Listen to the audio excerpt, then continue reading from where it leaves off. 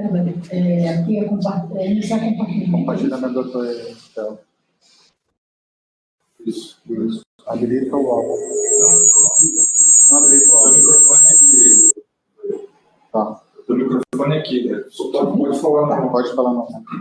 Bom dia a todos. Muito obrigado por estar presente nesse dia tão importante do professor Adilson. Quero agradecer à banca. Antes de iniciar o nosso trabalho, eu gostaria de fazer um minuto em silêncio, em homenagem à nossa querida professora Alissa Freire, que faleceu no final de semana.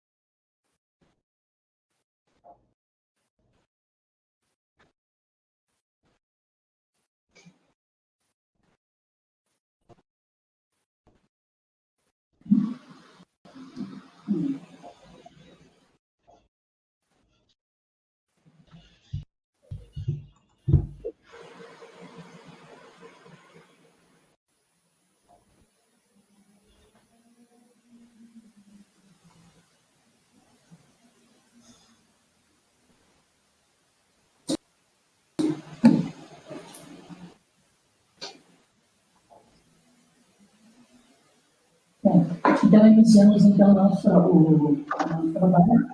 Eu vou o professor Ferrada está muito erro de nós outros, mas vou começar com o professor, então, Gustavo. Eu tenho que aprender.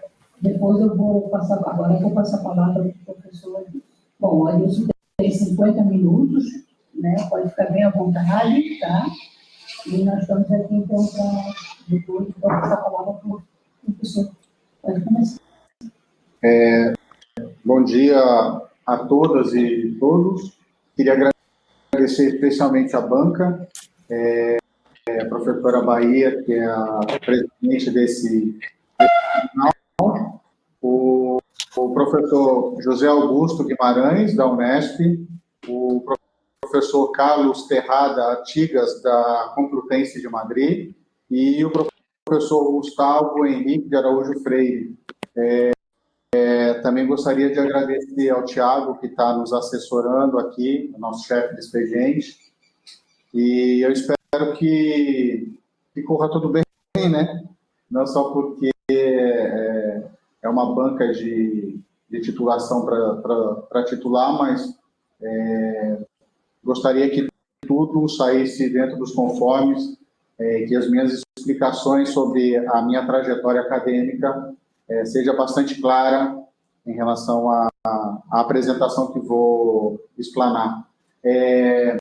Esse memorial, a Universidade Federal de Santa Catarina, ela tem uma limitação de 150 páginas, até mesmo para não ficar uma coisa muito extensa, muito cansativa, né? E eu tentei concentrar as coisas que eu achava, que eu considerava mais importantes dentro do processo, tá?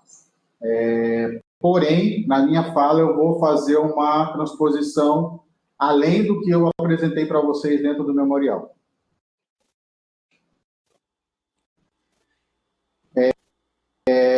A minha trajetória acadêmica, eu sou formado em escola pública, e dentro da escola pública, eu tive dois professores que foram bastante cruciais para a minha trajetória acadêmica, né? Me incentivavam a fazer a faculdade e, ao mesmo tempo, me incentivavam que talvez seria interessante eu tentar uma carreira docente no futuro.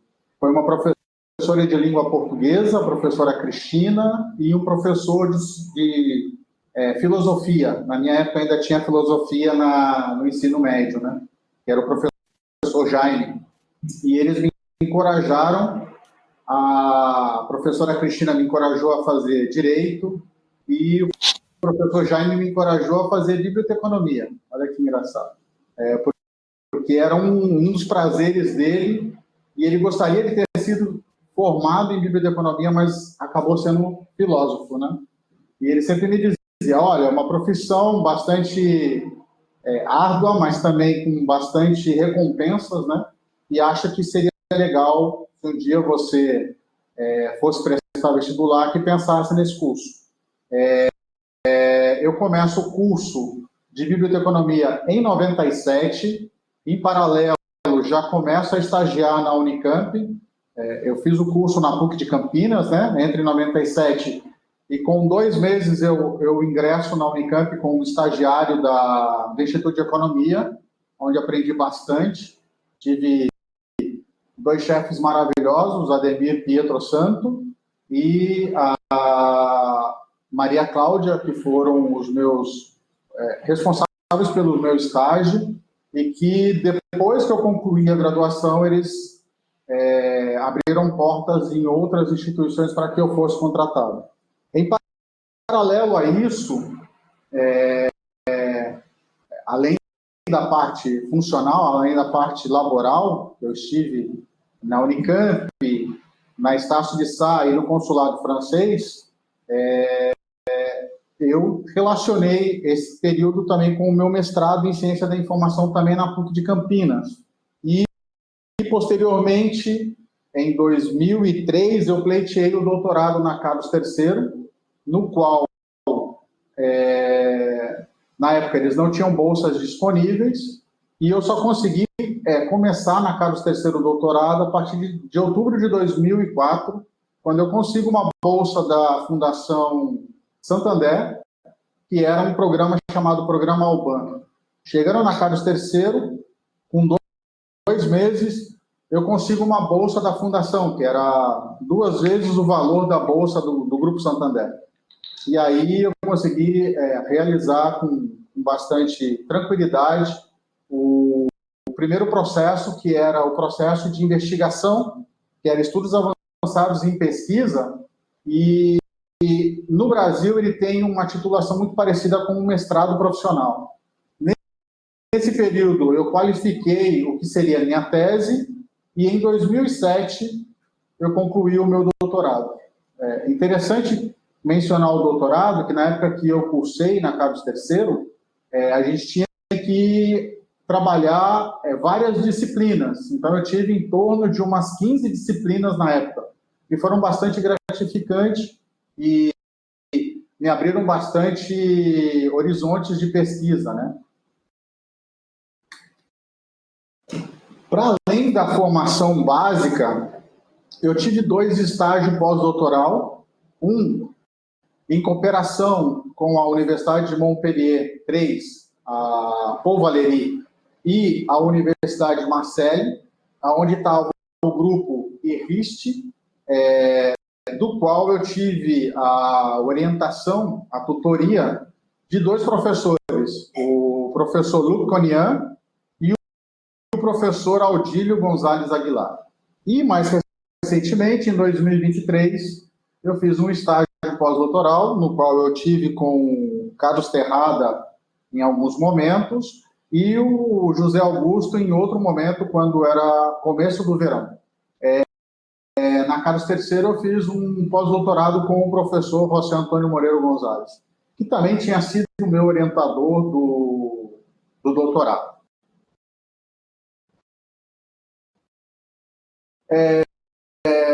Como trajetória profissional, além das funções que eu exerci como bibliotecário e diretor de unidade de informação em algumas instituições, academicamente, eu comecei a minha trajetória em 2009 na Federal do Mato Grosso. É até curioso, porque eu tinha prestado 4 concursos, um na PUC de Campinas, um na Unirio, um concurso na FURG, um na Federal de Alagoas, e o 5º concurso era na UFMT. É curioso que todos os concursos eu passei, mas nunca em primeiro lugar. Eu sempre fiquei classificado em 2º ou 3º colocado, e na UFMT eram 3 vagas, e na UFMT eu passei em primeiro. era o único que eu não precisava passar em primeiro lugar, eu passei em primeiro.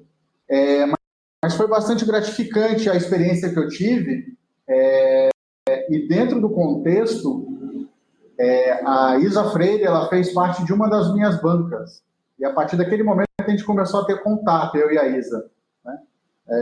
É importante dizer isso porque é uma pessoa muito importante que a trajetória dela e a minha se cruzaram em alguns momentos. Então, eu fui incorporado na UFMT a partir de 2009, 5 de janeiro, e fiquei por lá 2 anos. Em 2010, em conversa com o pessoal do Instituto de Pesquisa de Energia Nuclear da USP de São Paulo, eles me disseram que o professor Raimundo Nonato estava se transferindo para a Federal de Pernambuco e que tinha uma vaga em aberto na Universidade Federal de Santa Catarina. E eu me candidatei no final de 2010 para uma redistribuição e em abril de 2011 eu consegui definitivamente a redistribuição para a Universidade Federal de Santa Catarina. Na Universidade Federal de Santa Catarina, de 2011, 11 de abril de 2011 até a data que eu formulo o memorial, que é 5 de janeiro de 2025,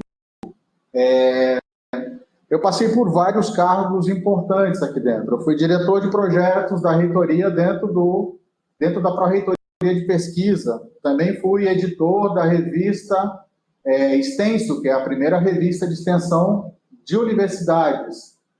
Para além, fui editor da revista Encontros BIB por quase 10 anos. Fui criador, responsável e coordenador do Observatório de Informação Científica da Universidade do Estado de Santa Catarina. E fui subcoordenador do programa de pós na gestão 2015 a 2017 e fui coordenador em 2 oportunidades, 2017 a 19 e 2019 a 2021. Em 2016, eu fui consultor para a Polícia Federal em algumas instâncias administrativas. De lá, a gente tirou alguns projetos de colaboração científica, do qual a gente fez um mestrado e, posteriormente, um INTER, que era um mestrado interinstitucional. Em 2020, eu passei a ser consultor do IBIT e tive à frente de 2 projetos, o BR-CRIS, que eram 5 pessoas, hoje são quase 40 pesquisadores dentro do processo, então eu era o responsável pelas métricas e pela visualização da informação dentro desse projeto. Hoje ele já é uma plataforma utilizada pelo governo federal e pelo projeto Laguna, que começou em 2022, que é um lago de dados, que hoje tem 10 pesquisadores, mas quando iniciamos era somente eu e o Washington Rodrigues. E, por último, em 2024, eu fui consultor para a ANPAD no desenvolvimento de métricas para a plataforma que eles têm, que é o... eu não vou lembrar o nome da plataforma agora, mas é uma plataforma da área de administração, turismo e contabilidade. Nesse intercurso, eu tive 4 honrarias, 4 prêmios que eu considero relevante, além de algumas outras indicações. Mas eu tive o prêmio de melhor trabalho no GT8 do Enancib 2019. Eu tive o melhor trabalho, entre os 50 melhores trabalhos do mundo, em ciência da informação, pela Research Planning and Review Committee, e em 2019 também pelos 50, tive o trabalho entre os 50 mais importantes do mundo na Inframed Library. E em 2024 eu recebi um prêmio do Ministério de Justiça, que é o Prêmio Identificação, Ciência e Cidadania, em estudos que trabalham com inquérito policial e reconhecimento de identificação de criminosos e sistema judiciário brasileiro. Academicamente, Eu ministrei algumas disciplinas na graduação. Hoje, eu sou responsável por uma cadeira específica, mas, para que tenha uma ideia, quando você é contratado no sistema público, você acaba ministrando todo tipo de disciplina que são destinada para algum professor que acaba de iniciar no sistema. Então, por exemplo, na UFMT, na Federal de Mato Grosso, quando eu entrei, as disciplinas eram todas voltadas para o meu perfil. Então, o coordenador do curso, na época, ele tentou dimensionar as disciplinas que tinham relevância com o meu tipo de trabalho e meu tipo de pesquisa. Então, lá eu ministrei análise da informação, consumo de informação, indexação, metodologia de pesquisa e pesquisa em biblioteconomia e ciência da informação. Isso de 2009 a 2011. Quando eu chego na Federal de Santa Catarina, as disciplinas que me passaram foi de uma professora que estava afastada, que era a Marília Costa, Damiani Costa, e que eram todas disciplinas de gestão. E aí, logo na sequência, no semestre seguinte, eles começaram a me dar algumas outras disciplinas para verificar se eu podia desenvolver algumas pesquisas nesse âmbito, como ética, política de preservação, fundamentação de biblioteconomia e ciência da informação, fonte de informação.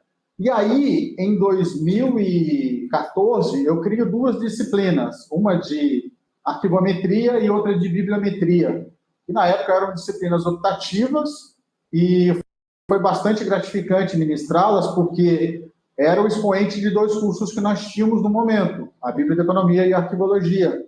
E em 2016, a gente passa por uma reformulação, cria-se um novo curso com um tronco único nos 2 primeiros anos, e o quarto semestre, que era o último ano, o último semestre de disciplinas para o tronco único, eu solicito que seja criada a disciplina de estudos médicos, que aí poderia condensar as duas disciplinas em uma única assinatura, e essa disciplina que eu carrego até hoje, né? A disciplina carro-chefe de todo semestre que eu ministro aula no Departamento de Ciência da Informação. Também ministrei, em algumas ausências, Sociedade da Informação, Tecnologia de Informação e Comunicação. Atualmente estou responsável pelo TCC da Biblioteconomia e projetos de TCC na Biblioteconomia também. Na pós-graduação, como eu vim para a vaga do Raimundo, acabei herdando também as disciplinas que eram disponibilizadas pelo professor na pós-graduação, como a Informação Científica, Tecnológica e Empresarial. Depois, a gente criou seminários de teses, que foi uma disciplina que eu lecionei durante um período com a professora Marisa Brecher e com a professora Rosângela Schwartzman. Também ministrei para os mestrandos a disciplina obrigatória de Fundamentos de Ciência da Informação. Eu ministrei até o semestre 2024-1, já não ministro mais porque eu não faço mais parte desse programa. Também ministrei Estudos Métricos da Informação e SOC com o Moreiro, né? Sistemas de Organização do Conhecimento. Em paralelo a isso, eu fui professor visitante de várias instituições, né? E também ministrei alguns cursos para eles, né? Algumas disciplinas. Na FAAP, eu ministrei Análise de Redes Sociais. Na UEL, por 3 anos consecutivos, eu ministrei Fundamentos da Ciência da Informação. Na Universidade do Panamá, eu ministrei a disciplina de Arquivometria, porque era um mestrado profissional em Arquivologia. Na UDELAR, que é a Universidade do Uruguai, eu ministrei Estudos Métricos da Informação. Na Universidade Nacional de Cuyo, em Mendonça, na Argentina, eu ministrei Análise de Redes Sociais, Estudos Métricos e Fundamentação de Análise de Redes Sociais. Na Universidade de Montpellier 3, eu ministrei Análise de Redes Sociais e Estudos Métricos. E na Carlos III, eu ministrei a disciplina de Consumo de Informação, em um determinado período, com uma das professoras da casa, e Análise de Informação Empresarial, com uma outra professora que também me convidou para poder fazer parte do programa deles. Em paralelo a isso, eu desenvolvi algumas palestras, né, em alguns lugares específicos, como, por exemplo, em 2011, uma palestra sobre indicadores científicos na FURG, que é a Federal do Rio Grande. Em 2012, eu apresentei em um congresso que foi organizado pela Universidade Federal de Santa Catarina a trajetória da revista Encontros Bíblia. Em 2015, eu trabalhei com métricas alternativas para um evento da ABEC e sobre como formar e como desenvolver iniciação científica para Estácio de Sá. Em 2018, eu ministrei Ética da Pesquisa, a convite da professora Isa Freire, no TOI, que é orquestrado pelo professor Francisco Paleta, Métricas em Ciência da Informação no Context, que é da FEA, da USP. Em 2019, de novo, eu fui para a FURG apresentar um curso, uma palestra de visualização da informação, pelo CRB 8, que é o CRB de São Paulo, bibliotecário de dados, também pelo CRB 8, visualização da informação, e modelo POLI, que é um sistema de identificação de criminosos por análise de redes sociais, no RELARS, que é a Reunião Latino-Americana de Análise de Redes Sociais. Em 2020, a professora Marta Valentini me convidou para fazer uma palestra sobre visualização da informação para a Unesp. De novo, eu fiz uma outra palestra sobre bibliotecário de dados para a USP Ribeirão, arquivometria para a Universidade São Inácio Loyola, no Peru, e ética e métricas para o CRB 8. Em 2021, eu trabalhei com métricas do BR-CRIS no Context, inteligência policial também para o Context, métricas dentro dos periódicos, dentro da Biblioteca Universitária da UFSC, ciência de dados no TOI e bibliotecário de dados na UFG e laços criativos no RELADS, na Reunião Latino-Americana de Análise de Redes Sociais. 22, eu fiz uma palestra na Missão Crítica da Polícia Federal sobre a relação entre ciência da informação e ciência policial. Em 2023, eu fiz uma apresentação, porque não importa aqui, mas eu tenho, de estudos métricos bom, é isso. Cursos. Eu dei curso de aproximadamente um mês de arquivometria, fora o mestrado, para arquivistas da Universidade do Panamá, curso de Science e Métricas na UDESC, juntamente com um grande amigo, Alexandre Ribas Semele, e arquivometria para os alunos da Universidade Nacional de Caracas. Também ministrei um curso de Estudos Métricos da Informação para a FURG, um de Visualização da Informação para a Universidade de Montpellier, a unidade de Béziers, e em 2019, um curso de Análise de Redes Sociais para a Universidade de Montpellier, a unidade Paul Valéry. Em termos de extensão, dentro de 2011 até 2024, eu fui avaliador ad hoc para o CNPq em 27 projetos, e isso equivale a 2017 a 2024, quando eu era bolsista de produtividade. Vale salientar que não sou mais bolsista de produtividade para a área de ciência da informação e estou pleiteando a bolsa de produtividade para a área de design, arquitetura e design, no qual eu fiz o pedido no começo desse ano. Não sei se vou ser agraciado, mas pelo menos é uma tentativa. Sou avaliador ad hoc permanente de algumas revistas, Investigação Bibliotecológica do México, a EPI, que o Carlos Terrada foi um dos editores, a Transinformação, a RBBD,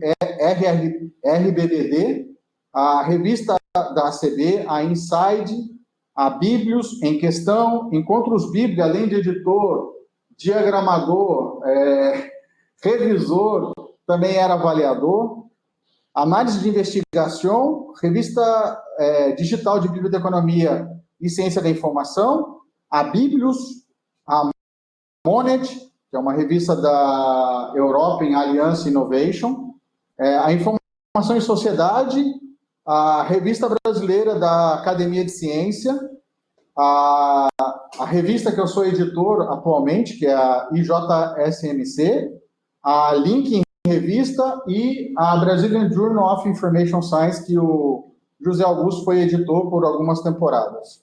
Também sou avaliadora ad hoc de eventos permanentes, como o Johnny, que é um dos eventos que eu criei junto com a European Alliance Innovation, o ENANCIB, o IDAT, o SBBD, o CREX, a Reunião Latino-Americana de Análise de Redes Sociais, que eu fui, por 2 gestões, secretário-geral, e o Compex, que é um evento internacional, que deve estar na sua 20ª edição da FEA USP. E também fui avaliador ad hoc de algumas agências, né, da Universidade Nacional de Cujo, da Universidade de Aconcagua, da FAPEAL, da FAPESC, da CGE, da FAEP, da FAPEP, da PCI-BICT e do IFSC-CNPq. Trabalhei na universidade e em outras instituições como banca de professor, né? Aqui na UFES, eu participei de quase todas as bancas de 2012 até 2017, e trabalhei na Federal de Campina Grande também, no concurso, que eram o professor Márcio Matias, a professora Úrsula, e o professor... e nesse evento a gente encontrou o Gustavo Freire e a Isa Freire para debater algumas coisas de ciência, e foi de lá que eu e o Gustavo passamos a ter bastante articulação com as 2 revistas, né? Eu com a Encontros Bibli e ele com a Informação em Sociedade. Fui editor e sou editor de algumas revistas, né? E book service. De 2011 até 2018, eu fui editor geral da Encontros Bibli, no qual a gente teve bastante êxito em indexação da revista em várias plataformas, e praticamente foi o cerne da indexação na WOS, né, na Web of Science. Sou editor da Advanced Notes in Information Science, que é uma série de livros feito pela Prometrics, do qual sou um dos fundadores da parte editorial. De 2020 a 2024, eu sou criador e gestor da revista Awari. Exatamente em 2025, eu passo a revista para o Alejandro Paredes, e a partir de agora é o Alejandro que está tentando indexar essa revista na Scopus. E sou editor geral da Ibero-American Journal of Science, Mystery and Communication, que é uma revista indexada já na Scopus, com menos de 3 anos, e se tudo der certo, até o final do ano a gente está indexado também na Web of Science. Administrativamente, eu fui, de 2011 a 2013, coordenador de pesquisa e extensão dentro da Pró-Reitoria de Pesquisa da universidade. Em paralelo a isso, eu era editor da revista Encontros Bibli e editor da revista Stencil, porque quando a universidade me contrata para a Pró-Reitoria, eram 2 cargos em um só. Ou eu aceitava, ou então não iriam me disponibilizar esse cargo. Na época foi bastante conturbado, porque eu tinha 40 horas de dedicação exclusiva no departamento, e aí tinha que relacionar com isso. Então, geralmente eu chegava às 7 horas da manhã e saía às 11 da noite da universidade. Mas foi um bom aprendizado, tá? Tanto que foi bastante importante na minha vida, que depois surgiram novos convites de novas gestões da reitoria, mas como eu tinha uma carga administrativa muito grande no próprio departamento, eu acabava não aceitando. De 2016 a 24, eu fui coordenador do Observatório de Pesquisa da UFSC. De 17 a 29, eu fui a minha primeira gestão como coordenador do programa de pós-graduação em Ciência da Informação. E de 19 a 21, a minha segunda gestão. De 2020 a 24, eu fui pesquisador do BR Cris e Laguna de Dados no IBIT. E de 2023 a 24, eu sou o coordenador de TCC e de projetos do curso de Biblioteconomia. Em termos de orientação e bancas, né? De 2011 a 24, eu orientei 12 teses defendidas e mais umas 2 dúzias de qualificações, 16 dissertações de mestrados e 43 trabalhos de conclusão de curso. E em andamento eu tenho 2 dissertações e 3 teses, sendo 3 teses ainda da ciência da informação, uma dissertação da ciência da informação e uma dissertação já do design, que é o mestrado que eu faço parte hoje, mestrado e doutorado que eu faço parte. De 2011 a 24, eu supervisionei 2 pós-doutorados, Henrique Muriel Torrado, que foi o primeiro pós-doutorando que eu tive, e na sequência o Alexandre Riba Semelen. E de 2011 a 24, eu estive dentro de 33 bancas de mestrado e 22 bancas de doutorado internamente na UFSC, além de uma quantidade equivalente a 2 dúzias de cada uma delas em outras instituições. Projetos, né? Eu tive um projeto de 2011 a 2013 sobre indicadores de Santa Catarina, que foi o que me levou até a reitoria.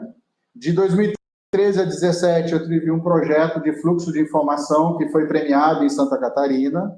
De 2015 a 2017, eu tive um projeto de análise de citação e índice H, e eu tive o mérito da Bolsa de Produtividade, mas não tinha bolsa suficiente para todos. E aí, em 2017 a 2019, eu consigo, com o projeto Output de Eventos, a primeira Bolsa de Produtividade. Em paralelo, eu tive um projeto de visualização da informação, um projeto de inteligência policial juntamente com a Polícia Federal.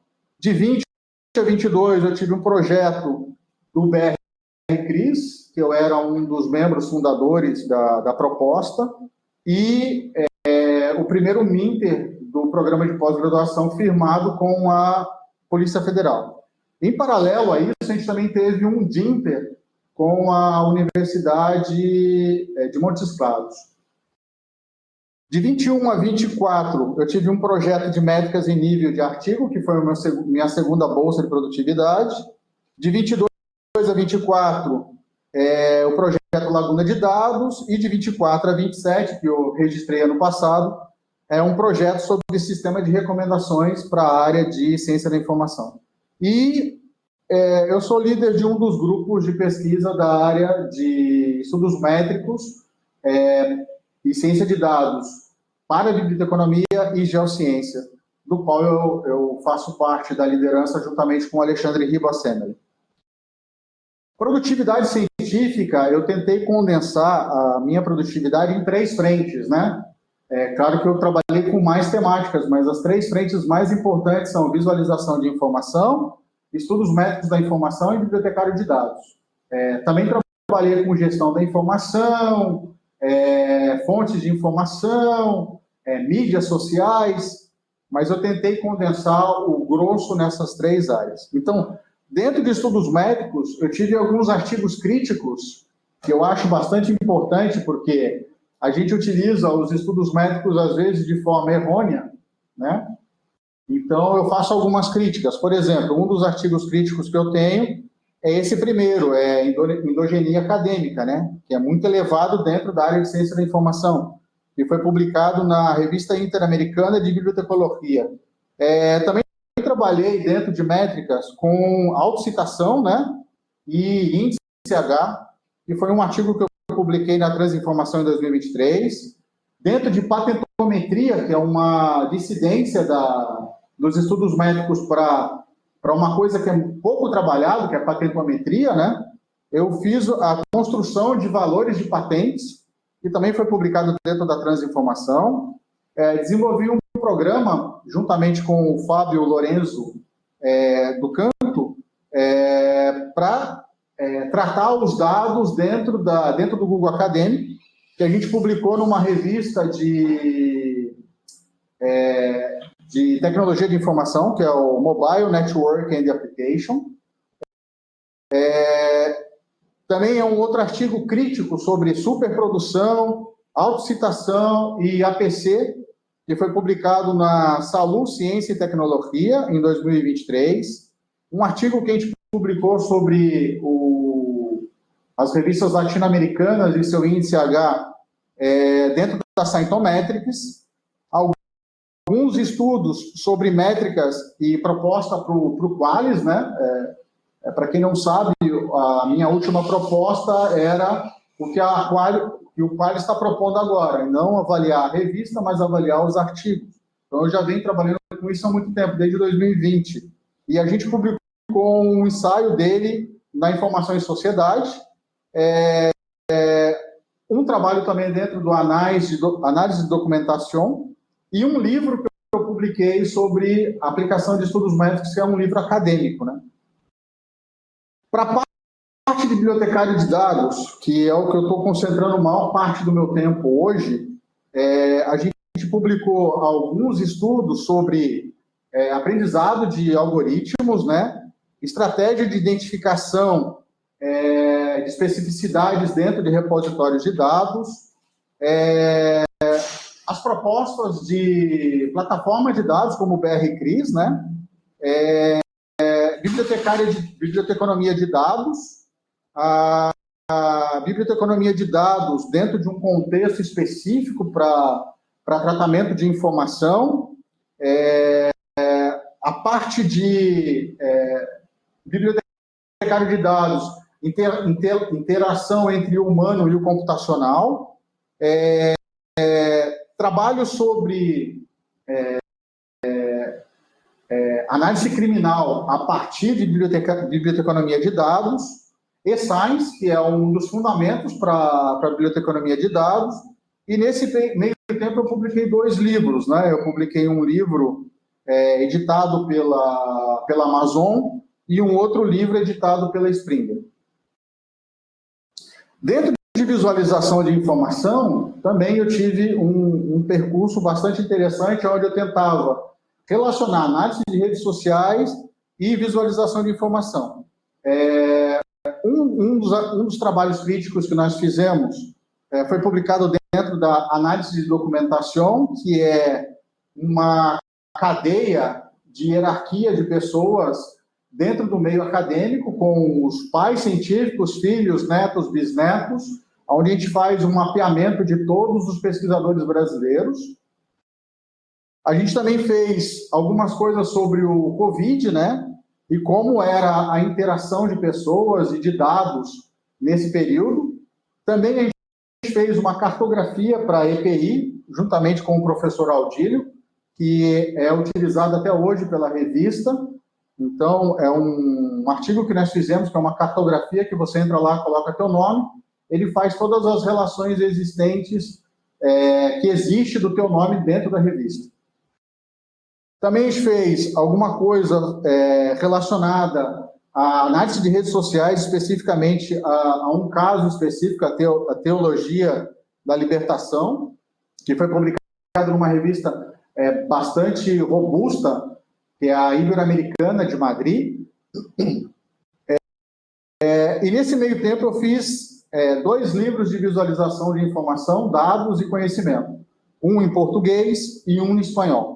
E, por último, e não menos importante, na análise de documentação, eu publiquei um artigo sobre análise de redes sociais e os recursos web, onde eu faço o comparativo do uso das ferramentas de visualização de informação e grafos para 3 plataformas distintas. Para além disso, eu trabalhei com outras temáticas, né? Como eu tinha projetos com a Polícia Federal, era inevitável que eu fizesse trabalhos relacionados à ciência policial e questões jurídicas. Então, a gente desenvolveu um trabalho sobre censura, também tenho bastante curiosidade sobre mídias, e a gente acabou fazendo um artigo sobre o TikTok, também sobre inquérito policial, sobre o sistema que foi desenvolvido, que eu pude contribuir com algumas coisas dentro do sistema de identificação de pessoas, análise de acesso de informação dentro do Covid, dinâmicas espaciais também com o Covid, que era um tema bastante latente naquele momento. Também trabalhei com revistas predatórias e desenvolvi um estudo, um ensaio, que trata mais ou menos de como identificar uma revista predatória. Então, eu dei 10 passos para identificar isso, publicado num evento científico e depois nos anais dele, na Springer, e alguns trabalhos sobre aproximação entre a Polícia Federal, a ciência policial e a ciência da informação e fluxos de informações, né? Bom, para além de tudo isso, eu não consegui fazer nada sozinho, tá? O discurso é em primeira pessoa, sempre dizendo o que você faz, mas na minha vida tiveram pessoas bastante importantes, além da banca, né? Para vocês terem uma ideia, o José Augusto, quando eu era doutorando, a gente já conversava quando ele ia na Carlos III. O Terrada, por várias vezes, eu fui consultá-lo na Complutense para desenvolver a minha tese, o que ele achava, as contribuições que ele podia me dar. O Gustavo, quando a gente se conheceu em 2011, desde então a gente jamais perdeu contato e sempre trocando figurinhas com as revistas, né? Então, a professora Eliana Bahia foi uma das pessoas que me acolheu na universidade quando eu cheguei aqui. Na primeira semana, ela já se introduziu na minha sala, dizendo, vamos almoçar juntos, vamos fazer as coisas juntos. É assim. Então, a gente não faz nada sozinho, né? O memorial é isolado, mas eu preciso defender algumas pessoas que fizeram parte e ainda fazem, né? Em primeira instância, o José Antônio Moreira Gonzalez, que foi meu tutor, me chama de filho, não me considera como um ex-aluno, me considera como um filho. Em vários locais que ele falava que era meu filho, a gente bebendo uma cerveja, ele falava para os outros que era meu filho. Ele não deixa de ser, porque é meu pai acadêmico, né? O Aldílio, que é uma pessoa muito especial, porque a gente esteve na mesma sala na Carlos III e eu apresentei a ele as análises de redes sociais e a teoria de grafo, e desde então a gente fez várias coisas em conjunto. O Hector Alejandro Paredes, que é meu parceiro de revista da UARI, e por diversas vezes me convidou para ir para a Universidade de Cujo, e ele esteve aqui comigo pelo menos 5 vezes, e eu fui para lá mais 5 vezes. Então, a gente tem um laço muito estreito. Eu vou deixar a Isa para o final, tá bom, gente? O Tiago Magela, que é meu principal colaborador hoje, juntamente com o Alexandre Semeler, o Washington Rodrigues, que é lá do IBICT, o Henrique Muriel Torrado, que é meu amigo pessoal, acima de qualquer coisa, né? E sempre tem uma palavra humana para me dar quando eu estou em algumas dificuldades. O Luconian, que foi a pessoa que me apresentou a ciência da informação. Talvez eu não estaria aqui hoje se não tivesse o Luc me dado trabalho no consulado francês, quando eu não tinha bolsa no mestrado, e me acolhido.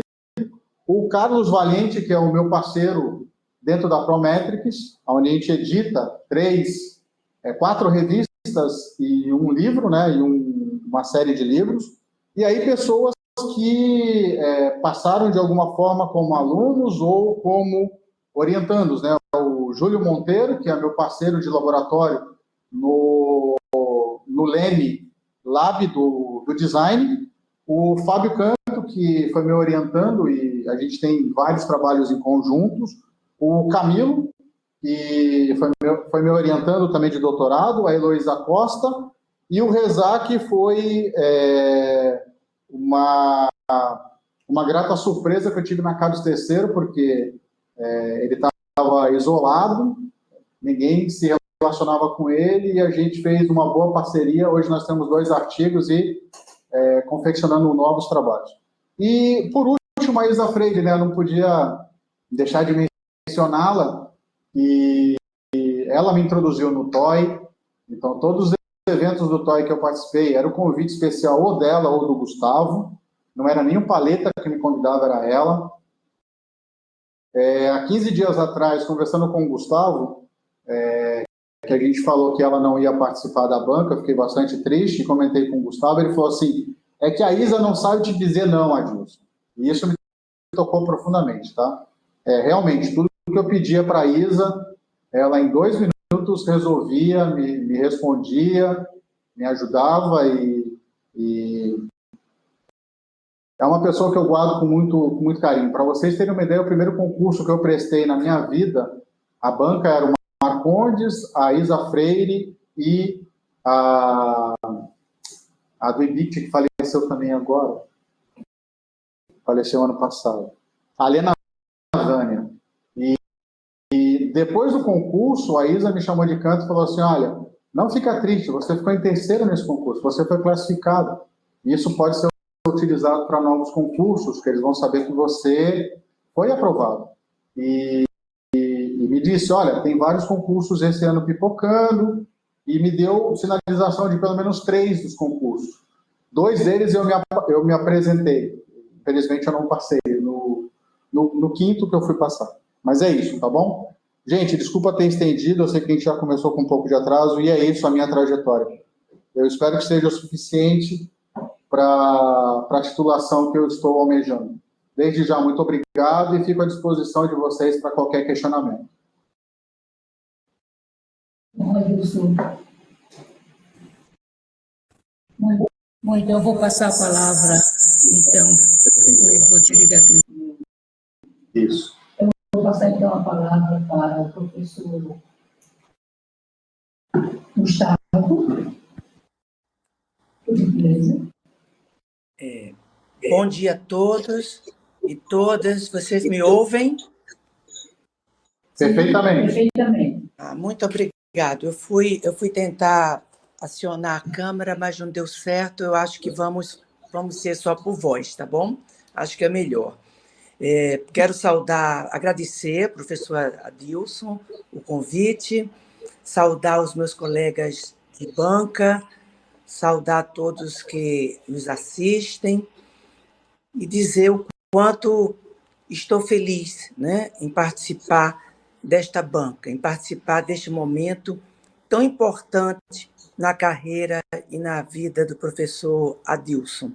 O professor titular é o cargo, é o ápice, né, da carreira do magistério de ensino superior, e por isso que a avaliação para a progressão, melhor dizendo, ela é diferente, né? Nas avaliações anteriores, normais, que nos fazem chegar até este momento aqui, nós somos avaliados no interstício de 2 anos. Então, é algo muito focado. Então, por ser um momento tão importante, que é o ápice da carreira, é uma avaliação diferente, uma avaliação em que a gente tem a oportunidade de avaliar, de conhecer toda a trajetória, toda a caminhada acadêmica e científica do avaliado. E isso é uma oportunidade, é uma riqueza enorme. Eu já tinha uma admiração pelo professor Adilson, ele já citou aqui que trabalhamos juntos, estamos sempre em sintonia, e ao ler, não é? Ao ter, claro que a gente conhece a trajetória, mas nunca como no memorial, que a gente vai ver em detalhes, né? A gente vai observar, vai ver outras dimensões. Então, registro da minha admiração só aumentou, né? Foi uma admiração que aumentou muito. Você tem uma trajetória ímpar, porque você atua em todas as dimensões, né, que se chama do tripé da universidade pública, que é o ensino, pesquisa, extensão, e ainda vamos acrescentar a gestão, né? A gestão que muitas vezes, em sua maioria, não é exercida pelos nossos colegas, às vezes não é exercida porque não tem mesmo as habilidades, não é, para exercer,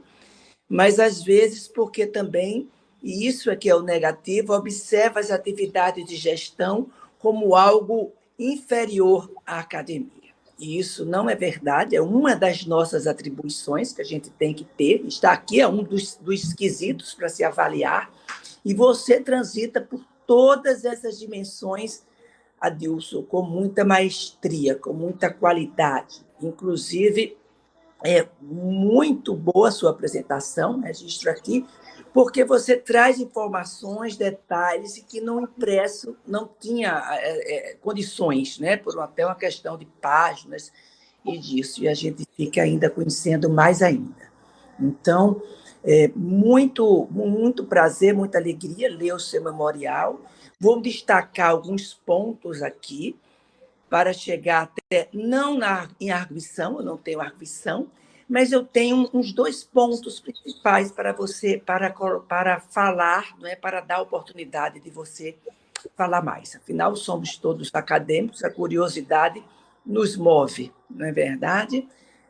Mas outro ponto muito bom e diferente do memorial é a dimensão humana, né? O memorial nos dá a oportunidade da gente trazer o nosso lado humano, que eu tenho dito em aulas, no contexto hoje cada vez mais de tecnologias digitais, com inteligência artificial, e que veio para ficar, a gente vai só aprender a lidar com isso, e a gente aprende muito bem da ciência da informação, e aprende rápido, porque a gente tem uma ligação inexorável com a tecnologia, né? Como dizia já Sarah Sefk, mas a dimensão humana é uma habilidade, é uma competência que ela vai ser cada vez mais exigida e necessária.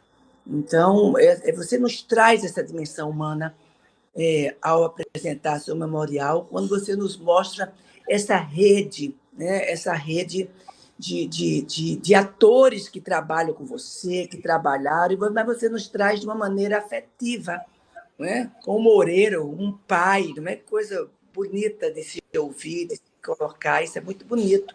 E principalmente nós que somos educadores, não é? Na linha de Paulo Freire, né? Que não é só ensinar, é educar também, é trazer o afeto, é participar da vida do outro. Não é?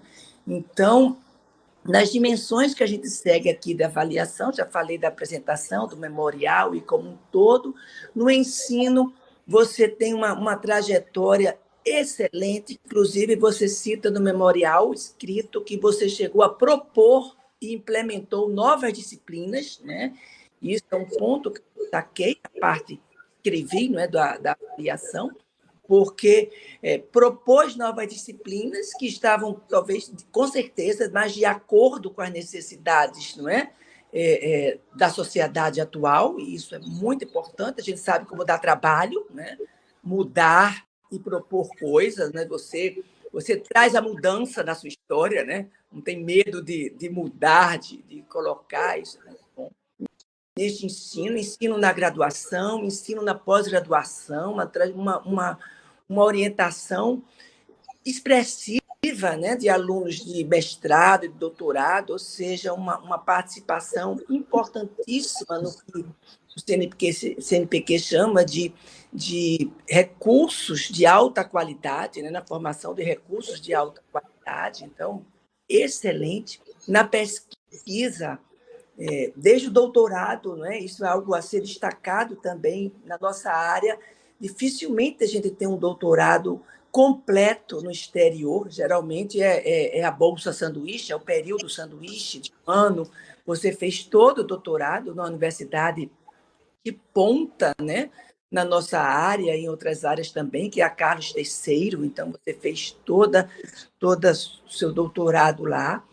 E depois, ao final, que eu vou querer que você fale exatamente também sobre essa experiência. Então, você fez o doutorado lá, fez 2 pesquisas internacionais de pós-doutorado, e isso é de uma riqueza enorme.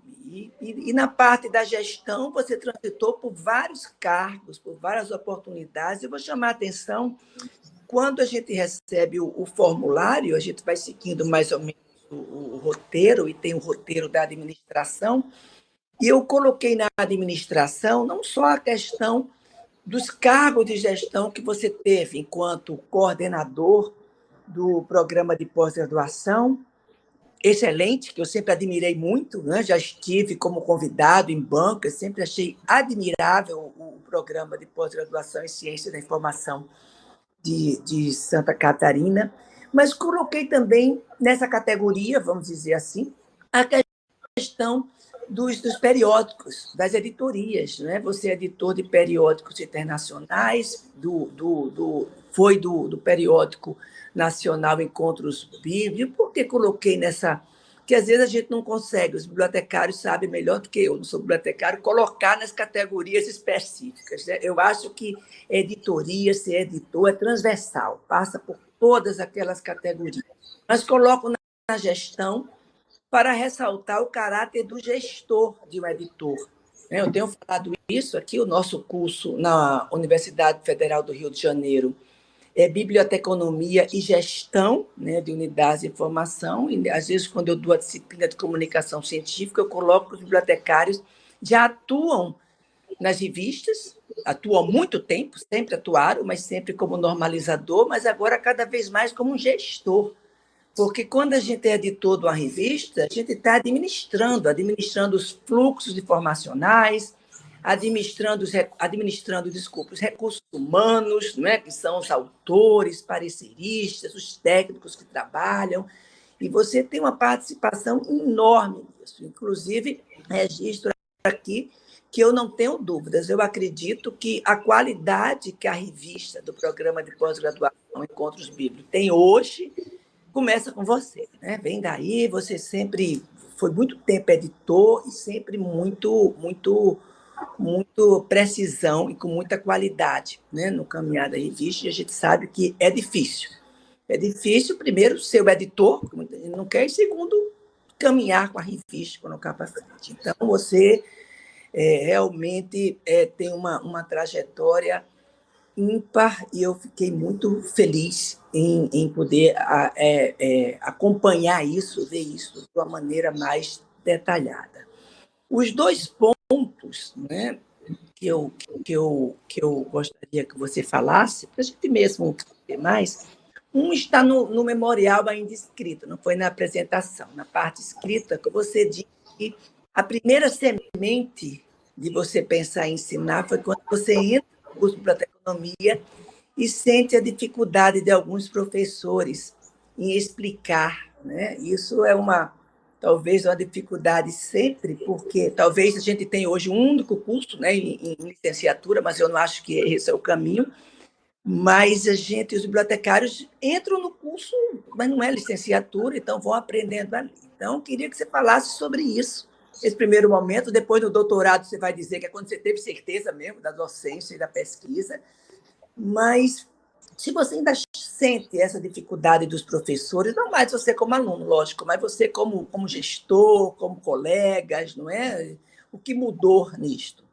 E o segundo ponto que você acha que mudou nisso? E o segundo ponto seria essa experiência fora, né? Você detalhou aqui as 15 disciplinas, não é, no doutorado, né? Foram 15 que você especificou no doutorado na Carlos III, né? Um número expressivo. E também juntando com suas pesquisas de pós-doutorado, o que você observa que trouxe para a sua vida aqui no Brasil, né? Para a sua vida profissional, para a questão da academia, para a questão da pesquisa, tá? Então, eu queria que você destacasse esses pontos. Então, é isso que eu tenho a dizer. Você fica à vontade, são 2 pontos que eu destaquei, né? Tem aí os outros colegas aí, que são é muito rico a sua trajetória, então tem muito que falar. Então, depois que você apresentar e tudo, quando outro colega falar, aí eu vou tentar ligar a câmera, tá bom? Porque aí é estranho também.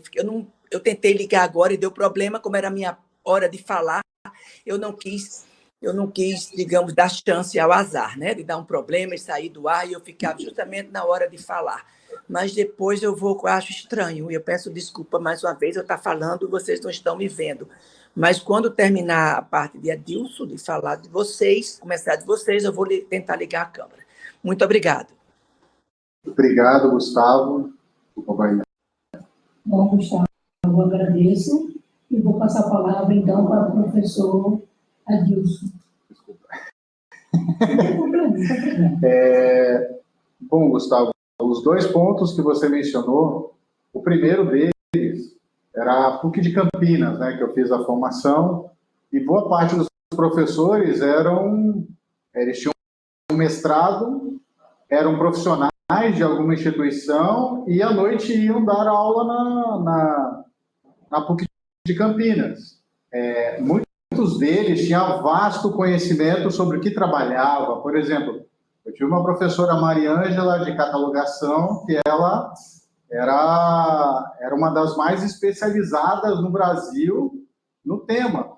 Só que a parte didática era muito complexo. E eu sentia muito isso dentro da graduação, né? E ainda assim, na verdade, eu quando vou começar as minhas aulas, quando eu vou pegar uma disciplina nova, eu fico ensaiando em casa várias vezes para não chegar na hora e apresentar qualquer coisa. E eu acho que as universidades federais, as estaduais, o nível de profissionalismo dos professores é um outro nível, né? É insuperável. Principalmente porque boa parte das pessoas, às vezes, ministram disciplinas que têm a ver com a pesquisa. Então, essa relação é muito próxima, coisa que a gente não vê nas privadas, né? E não é desmerecimento das privadas, é que é uma realidade. Geralmente, o professor ele já fez uma jornada de tantas horas de trabalho e à noite ministra aula. E era essa sensação que a gente tinha dentro da PUC de Campinas, não só eu, mas diversos amigos que também fizeram mestrado depois e alguns que seguiram a carreira acadêmica. Então, para você ter uma ideia de tão falho que o curso foi apresentando com o passar do tempo, primeiro, fecharam o curso de mestrado já em 2009, 2008 para 2009, fecharam o curso de mestrado, que era o que mantinha os professores de pesquisa dentro da instituição, que na época era a Vera Beraquê, a Cleófas, era o Silas, que está hoje nos Estados Unidos. Então, esses professores, eles tinham uma certa credibilidade, o próprio Raimundo, né, por estarem também vinculados ao programa de pós-graduação. Então, fecha o curso de pós-graduação e logo na sequência, o curso ele começa a passar por várias dificuldades, até mesmo tendo um mercado bastante próspero em Campinas. Não sei se vocês entendem, mas Campinas é o segundo mercado mais próspero de bibliotecários no Brasil. Só perde para São Paulo. Até o Rio de Janeiro tem menos oferta do que Campinas. Por quê? Porque Campinas se transformou em um polo educacional. Então, nós temos pelo menos umas 30 universidades privadas, uma universidade pública que absorve quase todo mundo de Campinas para trabalhar nela, que é a Unicamp, sem contar que ela tem um cinturão tecnológico muito forte. Então, o curso perdeu força e, recentemente, o curso foi fechado. Um dos diretores lá da PUC de Campinas me ligou, né? Perguntando, você não tem interesse em vir assumir? Eu falei, não, estou numa universidade federal. Não, a gente faz um contrato, alguma coisa. Eu falei, não tenho interesse. Mesmo porque eu não tenho tempo. E aí, indiquei vários outros profissionais que talvez poderiam voltar à PUC de Campinas e melhorar o curso, ou reativar o curso. Mas é isso. E a gente notava que tinha professores que tinham uma bagagem muito boa, mas a parte de apresentar não era a mesma do que ele trabalhava no dia a dia. Eu acho que basicamente é isso, tá? E por isso que me deu um insight. Eu falei, poxa vida, eu acho que é um mercado bom de trabalhar. Eu sempre trabalhei muito bem com vendas, né? Eu sempre trabalhei com vendas antes de ser bibliotecário e tinha mais ou menos um jeito para o negócio. A segunda, que é a experiência fora, é bem interessante isso, né? Porque a gente predominantemente acredita que o Brasil é um país de terceiro mundo, né? Mas, na verdade, quase todos os lugares que eu fui convidado para ministrar conteúdos, o conteúdo que eu estava ministrando era pouco explorado por eles, até mesmo na Carlos III. a Carlos III, eles fazem uma análise de métricas, mas não existe uma fusão de métricas com visualização de informação, com bibliotecário de dados. Um grupo ou outro faz, mas eles não ensinam isso. Academicamente, eles não ensinam isso. Então, talvez seja o métier de trabalho deles também, né? Talvez não seria para a parte acadêmica, mas sim para a parte de pesquisa deles. E eu notei que várias instituições, muitos conteúdos interessantes que eu venho trabalhando, eles não davam conta disso. Não sei se por falta de mão de obra, por falta de pessoal, porque também é assim, né? As instituições, elas abrem um concurso, é para uma vaga específica, às vezes o cara vai para lá, não é daquela vaga específica, e aí ele vai trabalhar com outras coisas na parte de pesquisa. É natural isso. Para vocês terem uma ideia, aqui na UFSC, a gente tem vários professores que são responsáveis por cadeiras como catalogação e classificação, mas na parte de pesquisa eles fazem outras coisas, né? Então, também não consegue relacionar. Então, a experiência fora foi basicamente isso, né? Por exemplo, a Universidade do Panamá, a formação máxima que eles têm era o reitor, que era doutor, o restante tudo tinha no máximo um mestrado. Tanto que na época eles me falaram, você não gostaria de vir ficar uma temporada, um ano com a gente, para poder formar novos pesquisadores? Na época não tinha como, porque eu tinha acabado de chegar aqui na Federal de Santa Catarina. A mesma coisa aconteceu na UDELAR. Por mais que a UDELAR tenha um baita de um pesquisador lá, que é o Bariteu, o restante não é. O restante é tudo formado e na própria casa, e no máximo, a máxima titulação deles é mestre.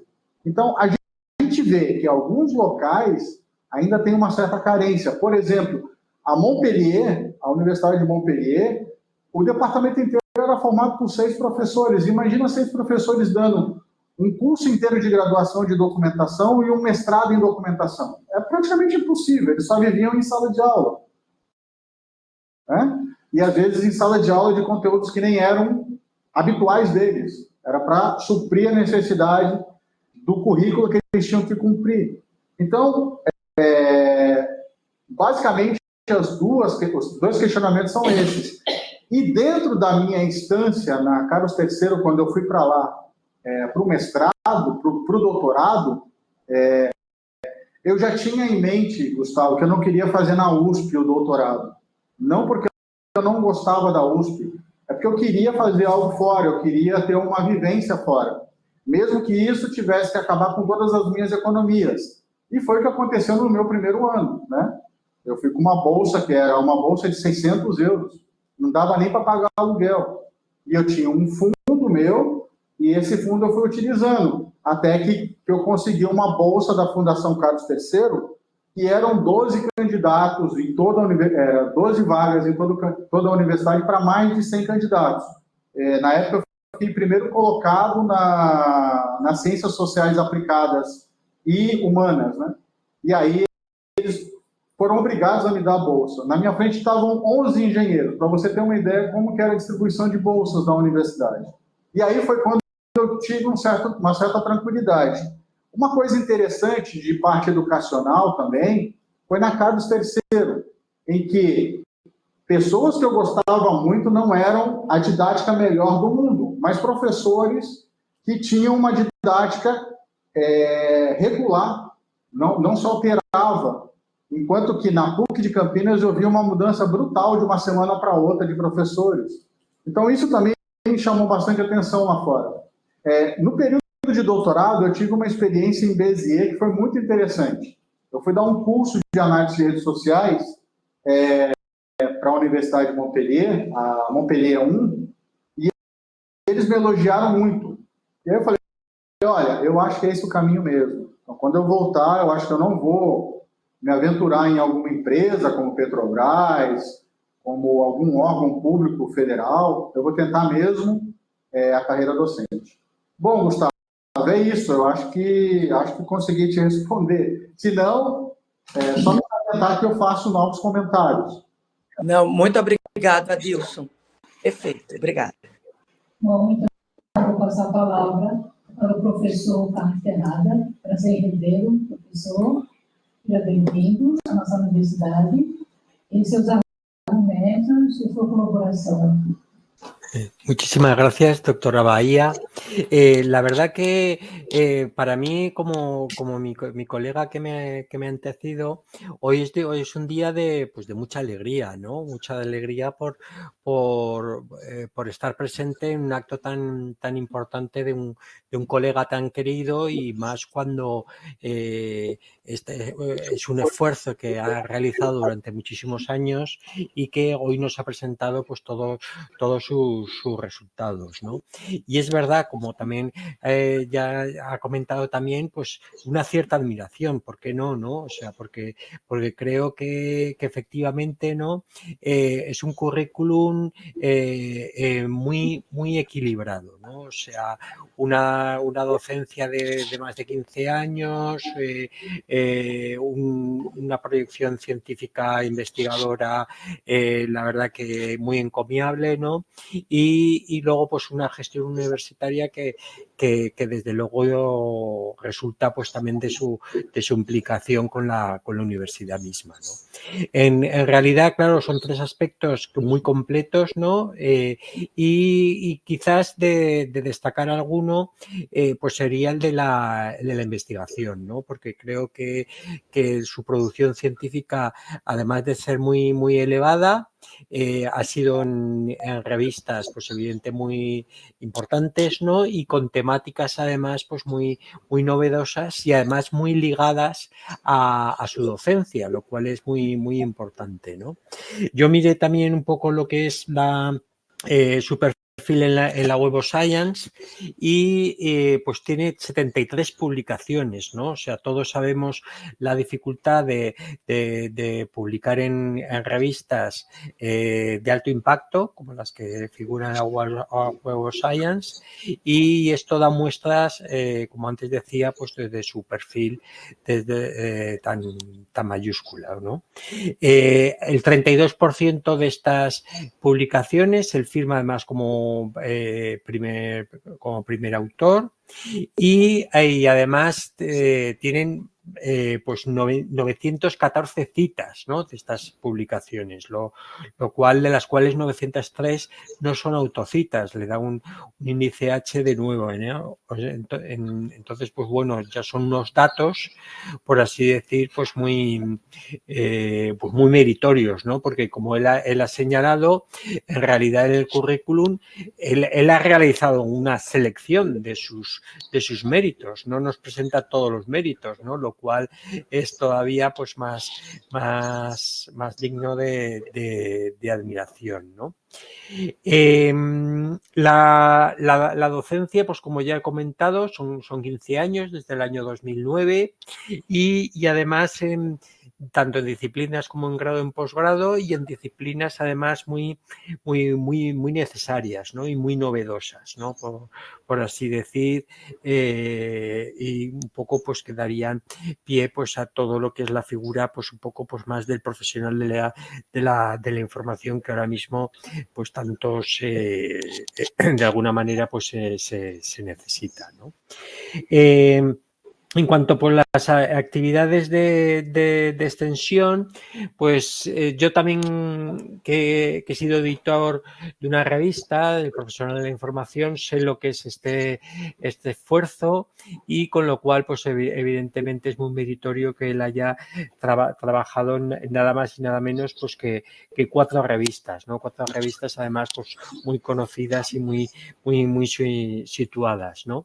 Además, pues bueno, otra de las cosas que también me gustaría destacar de su currículum es que es muy plural. O sea, son diferentes las instituciones con las que él ha trabajado, tanto a nivel de dar una conferencia como a nivel de poder trabajar como evaluador o como investigador, instituciones de distintos ámbitos y nacionales e internacionales, lo cual pues también es muy importante a la hora de valorar, ¿no? Que no tenga un currículum muy centrado en una única institución, con las posibilidades de endogamia que eso podrían suponer, ¿no? En este caso, pues evidentemente son distintas las instituciones donde ha estado trabajando. Pues la gestión pues también evidentemente en una coordinación de bastantes años de lo que es el programa de posgraduación de Ciencias de Información, ¿no? O sea, yo tuve oportunidad de hace unos años de estar allí vamos, dando un seminario, ¿no? O sea, y desde luego el funcionamiento de este programa era estupendo, ¿no? Y el nivel, por así decir, de satisfacción de los alumnos, pues también era muy meritorio, ¿no? Y bueno, pues poco más que nada que, bueno, yo tenía recogidos, también había cuantificado muchos de sus méritos que no figuran en el currículum, pero ahora es que él también nos lo ha presentado muy bien, ¿no? Yo creo que es también algo a destacar. Se nota evidente, pues esos años, ese dilatado currículum que tienen en cuanto a esos años de experiencia, y eso ha hecho pues que tanto el currículum escrito como lo que ha sido ahora su presentación oral, pues desde luego son estupendos, ¿no? O sea, es que no tengo que señalar ninguna cuestión negativa, ¿no? Y nada más, agradecerles a mis compañeros también de banca, a los cuales pues muchos de ellos les conozco, y también me siento muy honrado de estar hoy con ustedes, ¿no? Y nada, y simplemente agradecerles la participación, y bueno, y en principio la verdad que no tengo ninguna pregunta que hacerle en concreto, o sea que nada, simplemente pues de nuevo darle las gracias a todos. Bom, eu agradeço o comentário. Passo a palavra ao professor Adilson.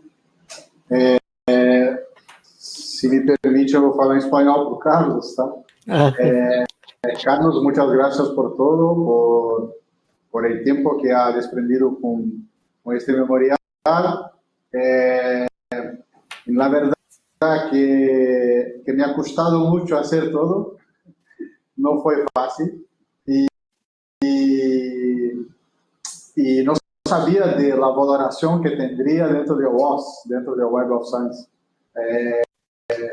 Cuando tú me has dicho que había buscado por mi archive dentro de WOS, yo no creía que los datos eran los mismos, y después fui a hacer una conferencia y sí, me he quedado muy sorpreso, en especial porque en los últimos años tengo me preocupado un poquísimo con el impacto, pero eso es bueno porque demuestra que está haciendo la cosa cierta y está haciendo derecho, y la cosa está fluyendo, y es eso.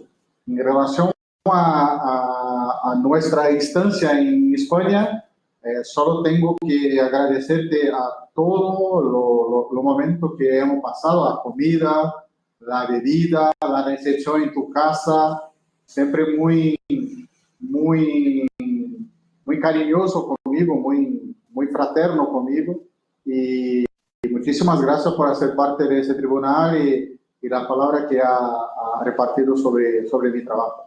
Muchas gracias. Estupendo. Bom, então agora eu passo a palavra para o professor José Augusto Chaves Guimarães, professor da Unesp.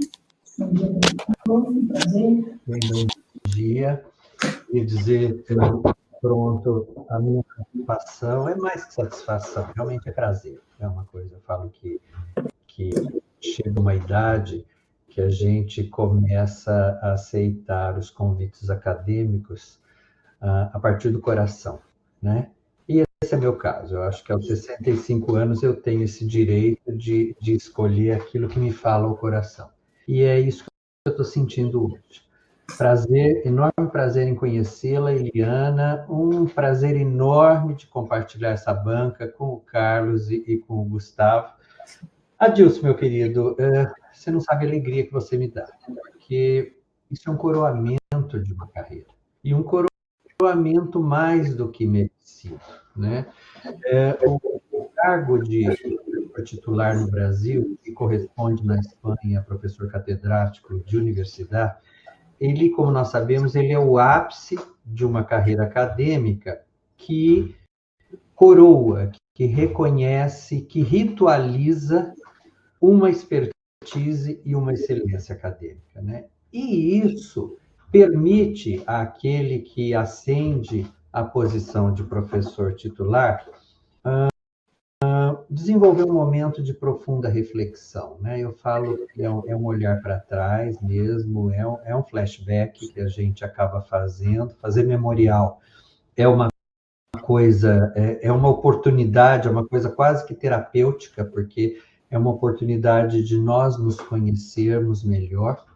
Eu me lembro quando eu fiz meu memorial, eu ria, eu chorava, porque a gente toma contato com uma trajetória que, por conta da correria e das demandas acadêmicas, a gente só vai acumulando e não tem chance de refletir sobre o porquê daquilo, sobre a lógica daquilo. E aí, quando a gente faz o memorial, a gente percebe isso.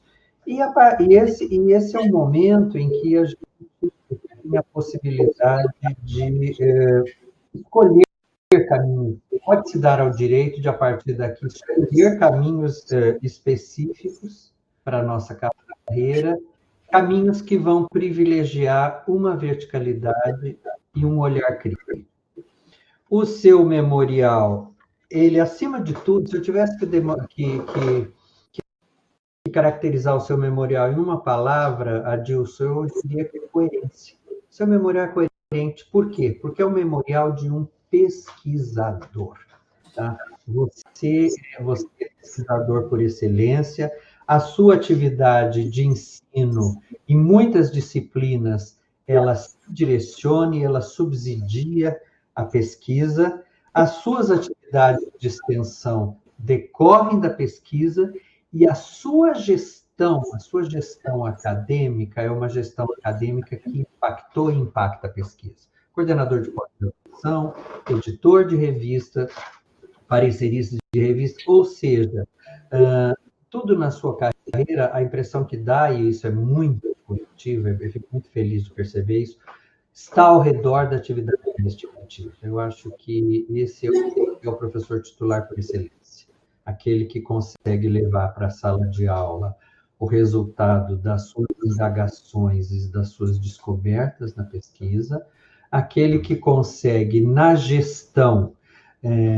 motivar e dar subsídios para que essa pesquisa, de uma forma coletiva, se desenvolva de uma maneira ainda mais profícua, e aquele que consegue, na extensão, fazer exatamente aquilo que o nome diz, estender o resultado do conhecimento produzido pela universidade. Isso, meu caro, você fez sobejamente. Tá? Então, é um prazer muito grande ler essa sua trajetória. Eu conheci o Adilson na Carlos III, quando o Adilson fazia doutorado, né? Em que um grande amigo, o Adilson, fala que é pai dele, por uma questão de idade, eu diria que é meu irmão um pouquinho mais velho, Zé Antônio Moreira, e se apresentado no Moreira, e depois tive a chance de compartilhar uma série de situações com o Adilson, em que a gente pôde trocar indagações, curiosidades e até incômodos com relação à questão da pesquisa. Então, foi uma interlocução sempre profícua. Adilson, espero que ela continue, viu? Por favor. Bom, Adilson, como o Gustavo já falou, né? Esse é um momento muito mais que de colega para colega, a gente evidencia, a gente analisa algumas curiosidades. Então, eu tenho três curiosidades. Né? Primeiro, como que você vê a pesquisa e a produção científica em estudos médicos no Brasil hoje, comparativamente com outros universos? Né? Quer dizer, que desafios, que perspectivas, esse seu olhar crítico acho muito importante. Segundo, fique à vontade para responder o que você achar que deve. Como professor titular, a partir daqui, que caminhos, que perspectivas, que aspirações acadêmicas você vislumbra? E terceiro, e é muito interessante isso, nas disciplinas que você ministrou, nas suas publicações, você revela uma interessante intersecção entre estudos métricos, ética e política científica. Tá? Isso é uma coisa muito característica que eu acho fascinante. Aí eu queria ver como que você vê essa intersecção. E mais uma vez, parabéns, meu amigo.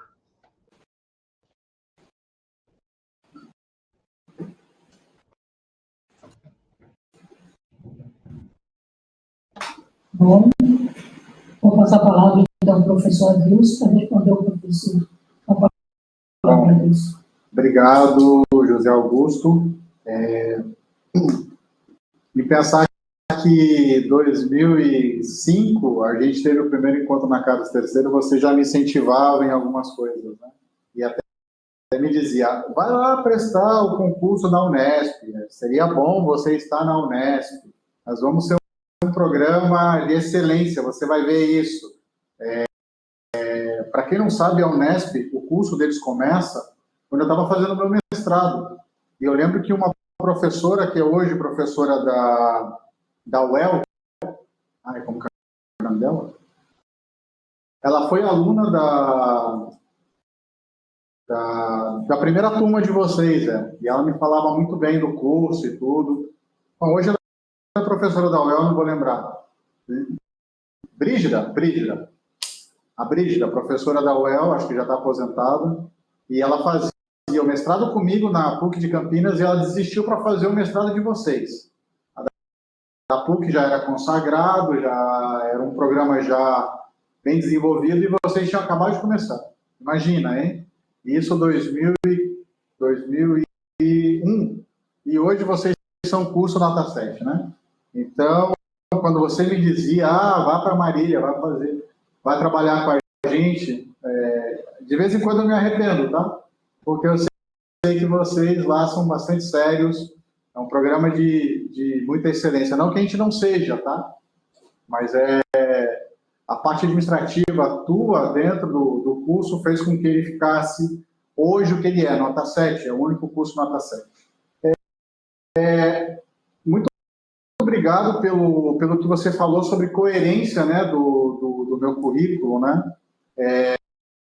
E sim, eu tentei canalizar tudo que eu tinha de currículo, de pesquisa, voltado ao que eu estava fazendo em outras frentes, né?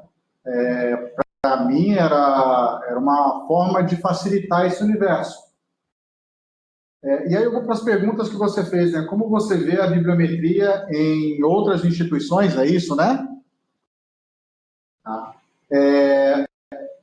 Assim, no Brasil a gente tem hoje não é uma associação, mas é um evento que tem muita gente que é aventureiro dentro dela, né? Eu tento não participar muito dos debates da EDVC, e respeito bastante algumas pessoas que estão lá dentro, né? Por exemplo, Jaqueline Leta, que é companheira de trabalho do Gustavo,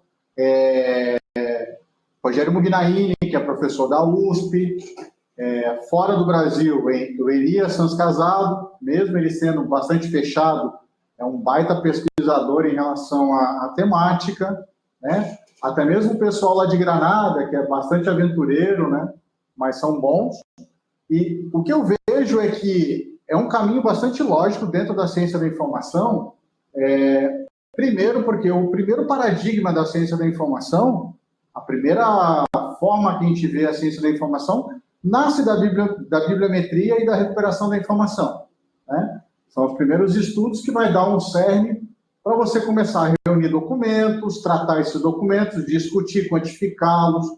Então, eu acho de suma necessidade o estudos métricos da informação para o que temos hoje de ciência da informação. Então, eu considero, dentro dos 6 paradigmas que existem, o primeiro e o mais importante, junto com a recuperação da informação. E teoria matemática da informação, né? E dentro de outras instituições, eu vejo que ganha bastante corpo. Por exemplo, a Carlos III tem grupos específicos disso.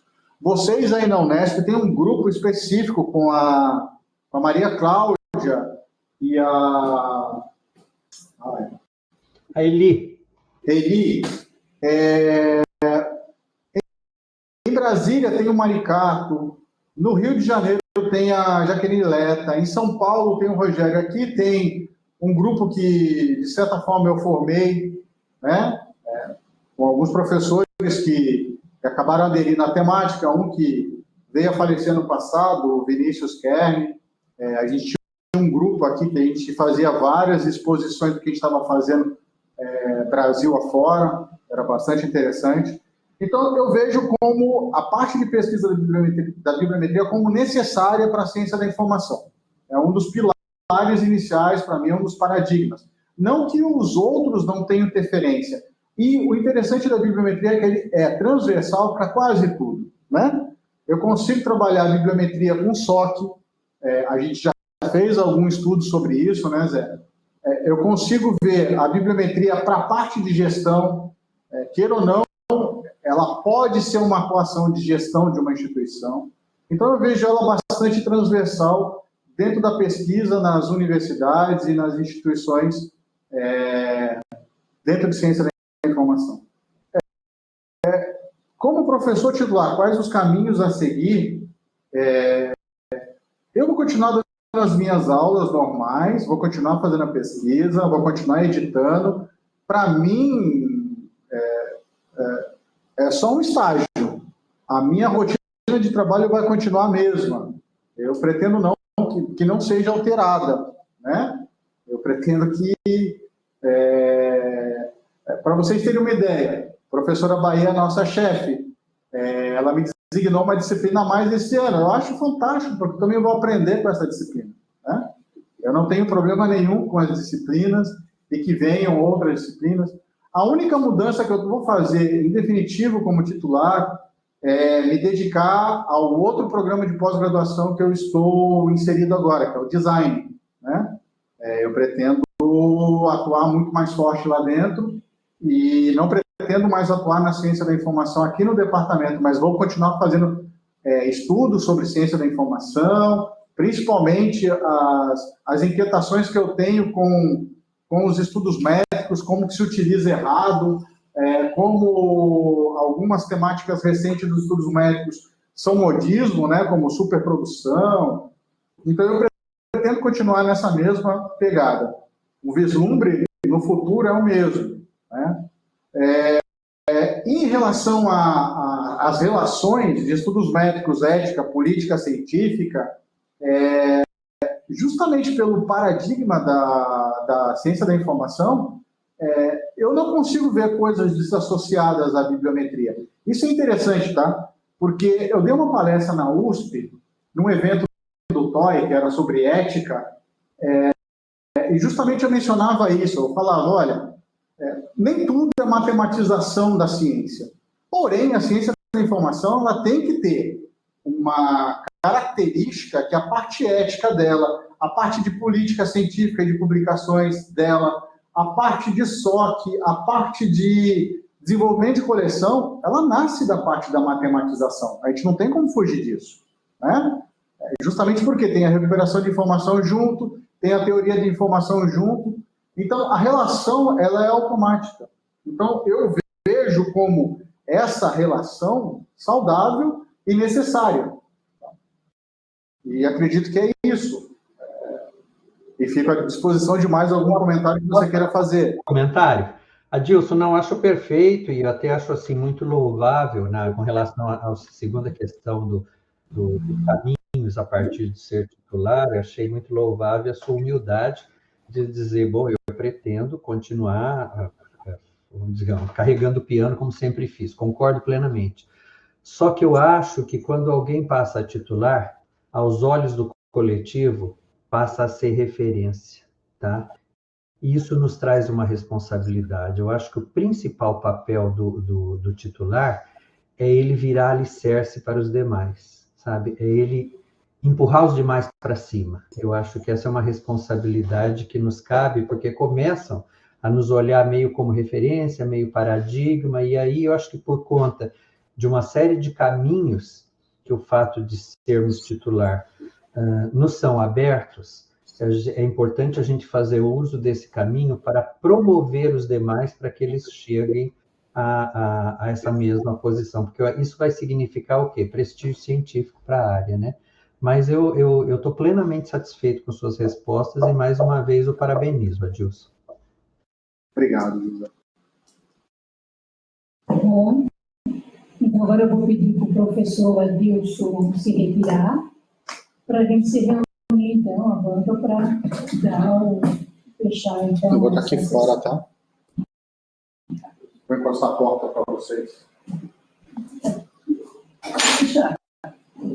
Ó, agora eu vou um minutinho. Bom, é um prazer estar com vocês nessa manhã, essa defesa do professor titular. Não conhecia o professor Augusto, é um prazer, seja bem-vindo à universidade. O professor Terrada, sim, já conhecia, mas é um prazer você estar de volta aqui na universidade. Eliana, seu som, às vezes, ele falha um pouco, pelo menos assim, da minha percepção. Tá, agora eu vou ver então. Posso fechar o meu?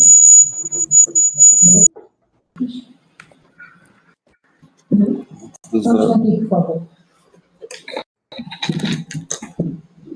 Bom, agradeço aos professores, então. Estão me ouvindo agora? Desculpa. Sim. Bom, eu não conheci o professor Augusto, José Augusto, um prazer conhecê-lo, seja bem-vindo à universidade. Leio muito sobre o senhor, nos artigos, tudo. Na literatura eu conhecia, pelo vídeo não.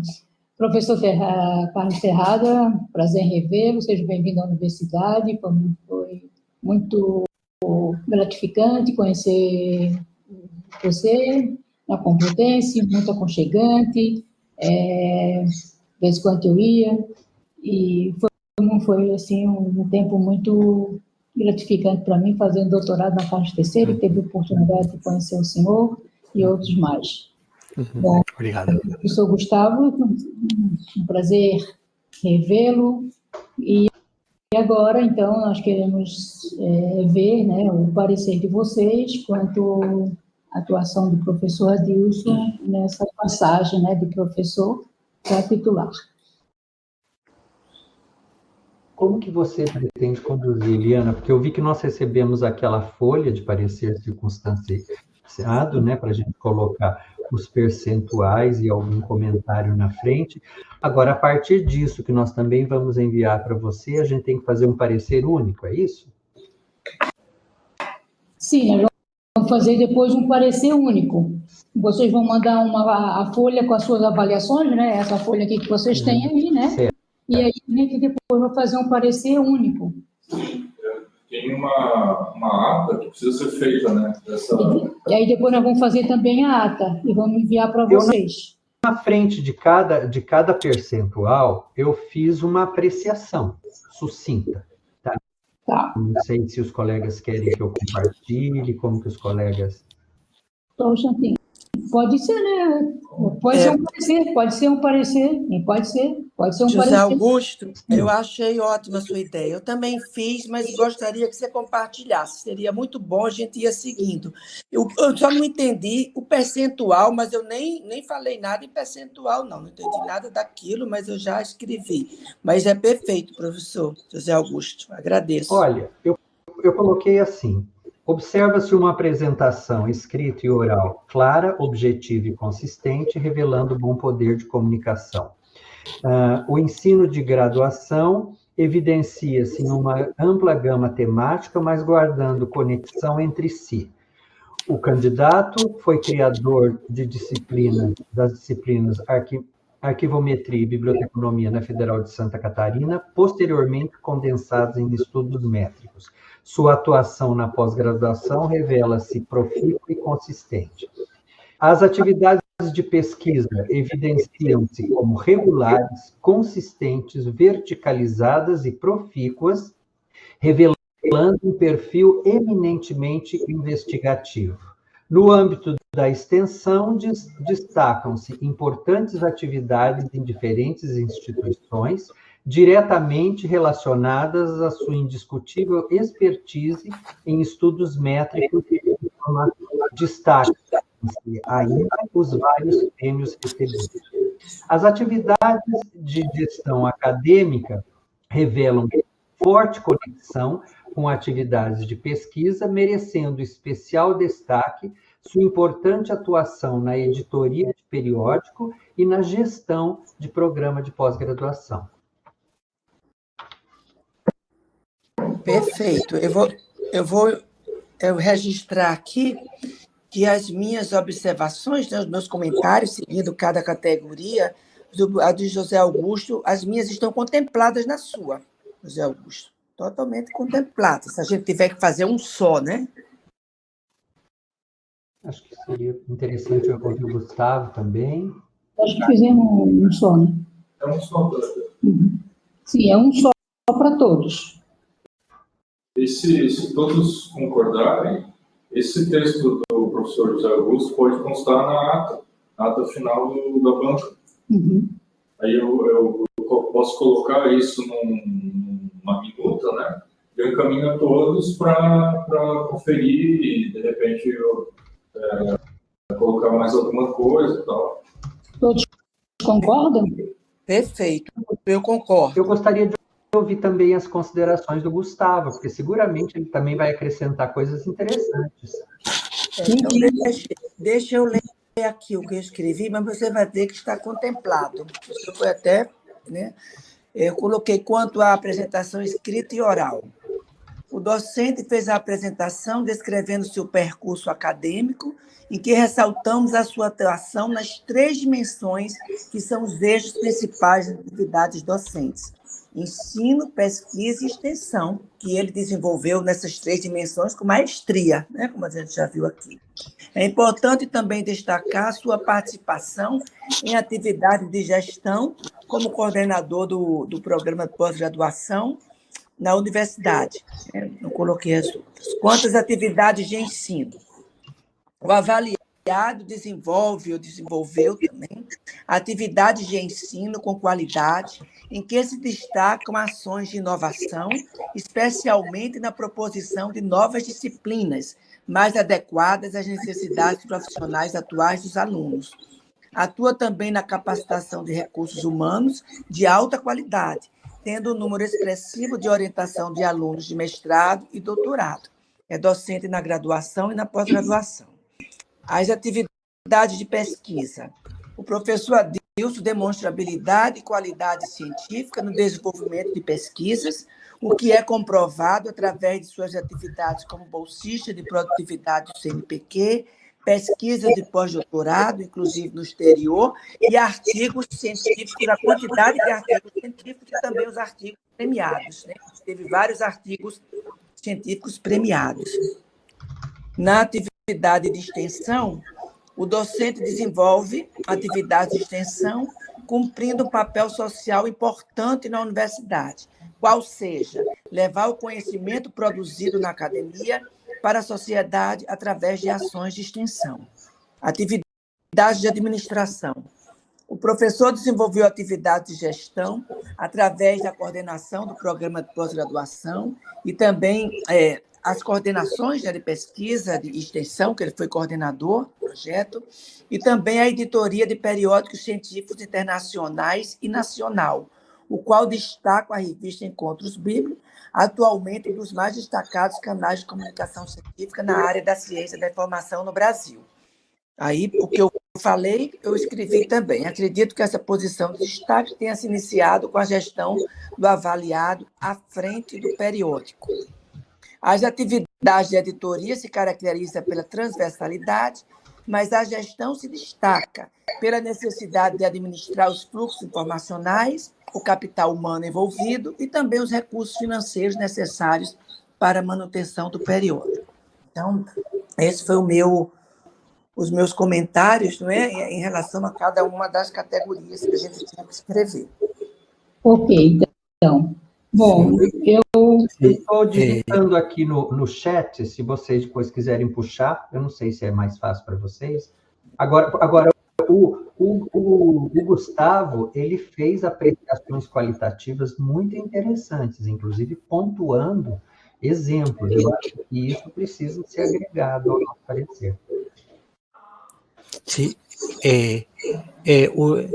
sí, una cosa, os cuento cómo he hecho yo el parecer que circunstanciado.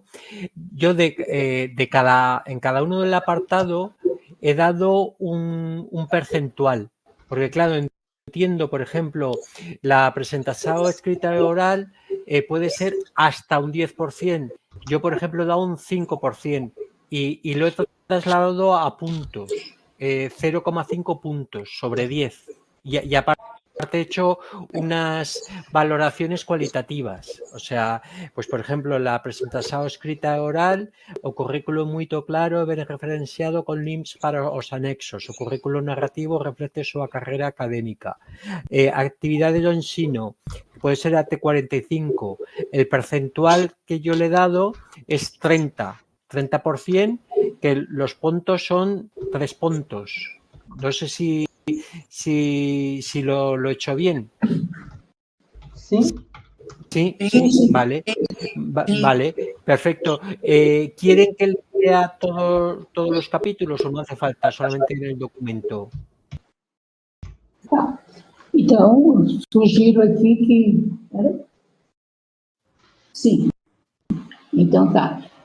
Posso sugerir que a gente possa pegar esses 3 pareceres, né? Sim.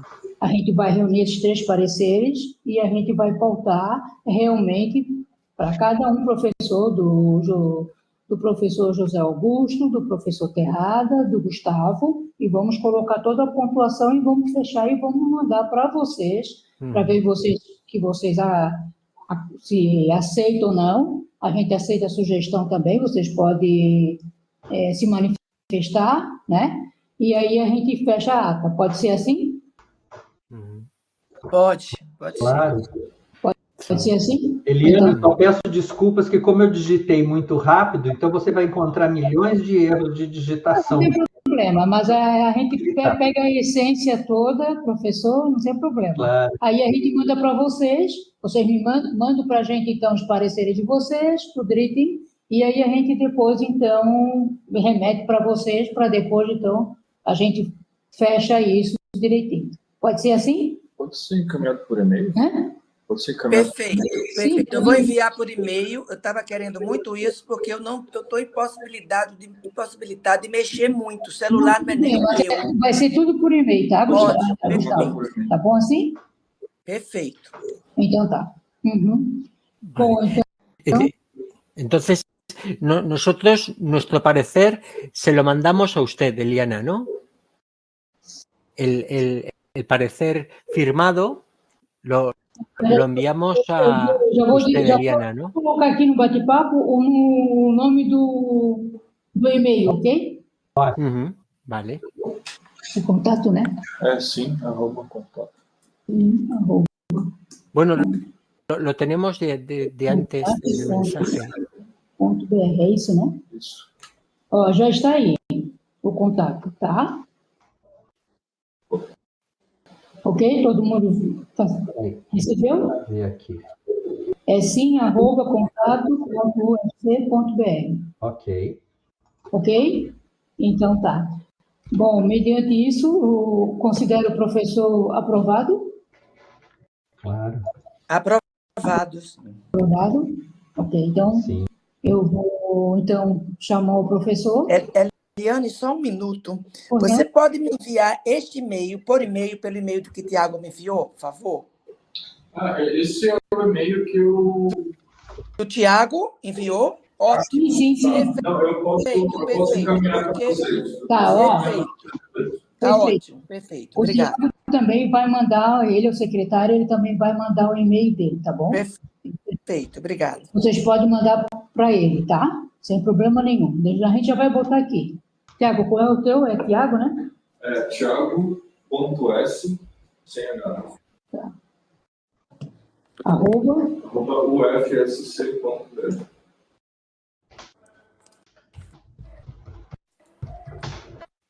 Bom, aí também tem o contato do Tiago, Isso. ok? Se alguém quiser enviar para o Tiago, não tem problema. Pode ser para esse do Thiago mesmo.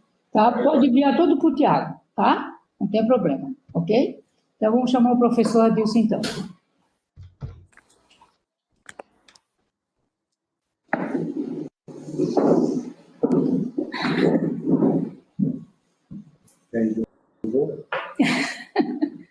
Bom, meu amigo, você foi aprovado, um louvor, tá? Você, então, agora é professor titular, ok?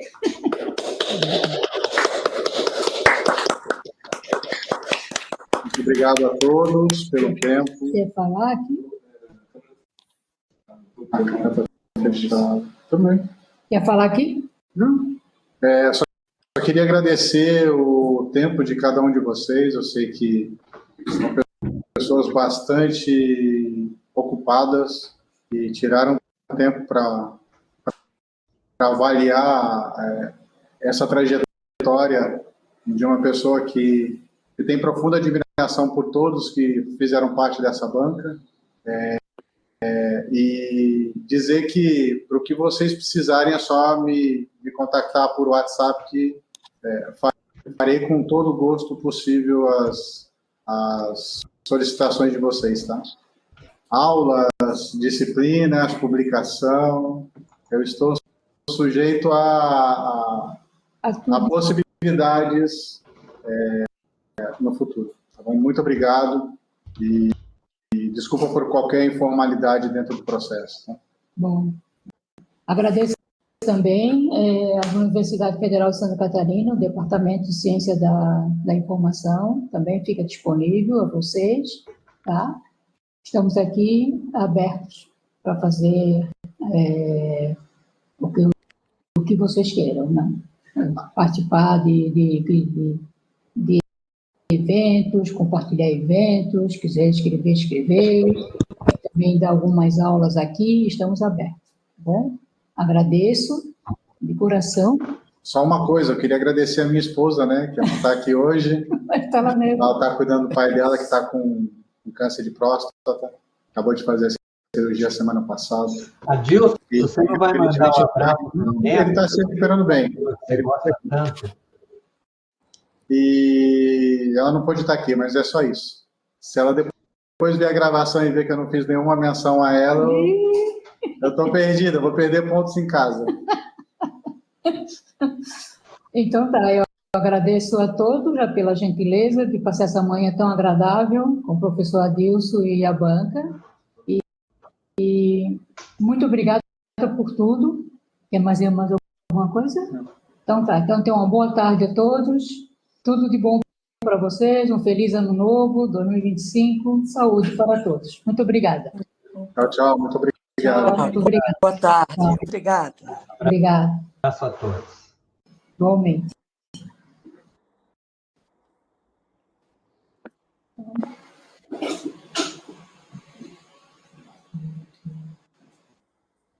Ô, minha nega. O Terraço ainda está aqui. Pode. Eliane? Oi, fala. Eliane?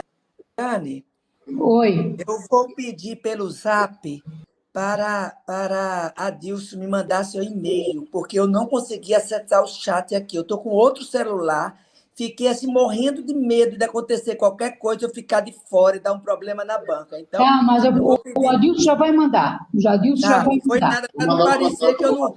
Eu fiquei depois preocupado, eu não querer o e-mail de Eliane de forma alguma, é porque eu procurei aqui no chat e não consegui, tá bom? Então ele me manda. Aí eu mando para Tiago e para você, Eliane.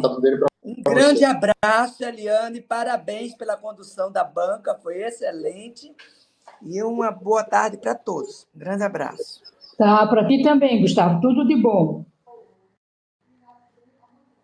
Eu te mandei o contato dele, tá? É só adicionar ele.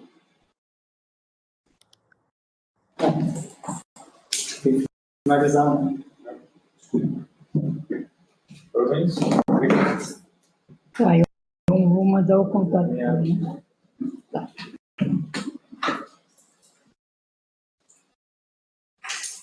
Ele quer saber do coisa.